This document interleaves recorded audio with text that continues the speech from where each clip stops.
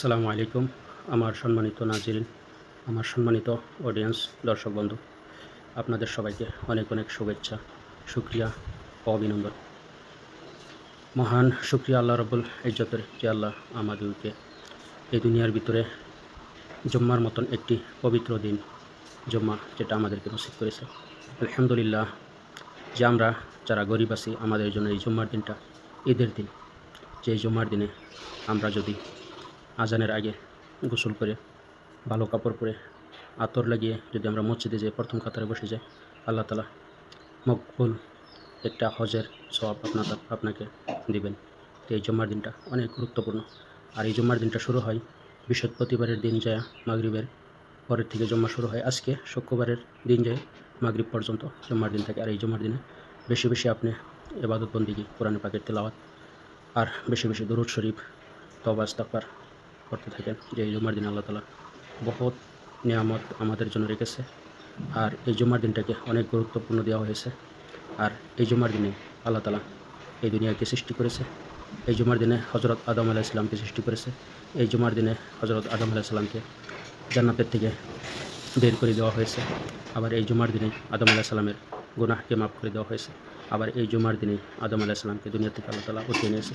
তাই এই জুম্মার দিনটা বহুত ফজিলতপূর্ণ, বহুত গুরুত্বপূর্ণ। অথচ যে কিয়ামত যে হবে এই জুম্মার দিনেই হবে। আর এই জুম্মার দিন আসলে মানুষ ব্যতীত, মানুষ বাদ দিয়ে সব পশু পঙ্খী যত আছে, সাগরের মাছ, সব ভয়ে আতঙ্কিত হয়ে যায় যে না জানি এই জুম্মার দিনে কিয়ামত হয়ে যায় নাকি। আমরা সেগুলা থেকে কিন্তু গাফিল হওয়া যাবে না।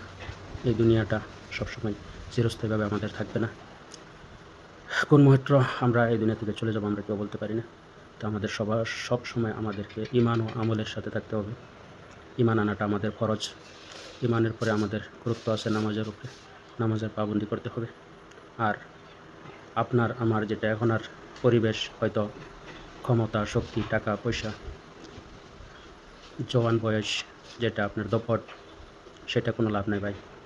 এই বস্তুগুলো আল্লাহ তাআলার একটা নিয়ামত। আর এটা নিয়ামত দিয়ে আল্লাহ তাআলা আপনি আমাকে পরীক্ষা করতেছে যে আমরা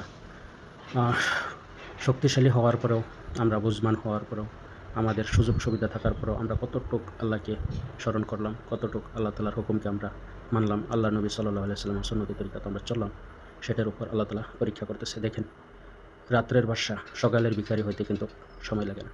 দেখেন না যে রাত্রে আপনার 10 তলা বিল্ডিং আছে, আপনি শুয়ে আছেন, রাত্রে আচানক ভূমিকম্প হলো, আপনার বিল্ডিং চুরমার হয়ে গেল, সকালে আপনি ভিখারি। হয়তো আপনার বড় বাড়ি, গাড়ি, বহুত কিছু আছে, রাত্রে আপনি ঘুমাইলেন, আচানক কারেন্টের থেকে যেভাবে হোক যে কোনো একটা ঘটনা ঘটে আপনার ঘরটা জ্বলে পুড়ে ছারখার হয়ে গেল। তা আপনি সকালে আপনার আর সেই ঘর নাই।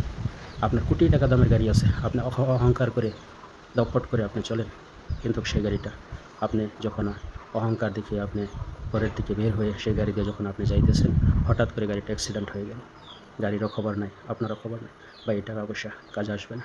ঠিক আছে, টাকা পয়সা আমাকে আল্লাহ তাআলা যে দিয়েছে, সেই টাকা পয়সা দিয়ে আপনি কতটুক সেটা সঠিক পথে আপনি উপার্জন করতেছেন, আর কতটুক সঠিক পথে আপনি সেটা খরচ করতেছেন, সেটা পরীক্ষা করার জন্য কিন্তু ধন সম্পত্তি আল্লাহ তাআলা মানুষকে দিয়ে, কাউকে ধন দিয়ে, কাউকে সম্পদ দিয়ে, কাউকে ছেলে দিয়ে, কাউকে মেয়ে দিয়ে, কাউকে ছেলে মেয়ে দুটোটাই দিয়ে, কাউকে কিচ্ছু না দিয়ে, কাউকে এক চোখ অন্ধ করে, কাউকে দুই চোখ অন্ধ করে, কাউকে ন্যাংরা করে, কাউকে বোবা করে আল্লাহ তাআলা সবাইকে পরীক্ষা করতেছে। ঠিক আছে, আমাদের আসল জিন্দেগি যেটা, সেটা শুরু হবে কবরের থেকে। তো কবরের জন্য আমরা যেন সবাই তৈয়ার থাকি, সেই জায়গার জন্য যেন আমরা ফিকির করি, আমরা যেন আমল করি, আমাদের আখলাক চরিত্র যেন ভালো হয়।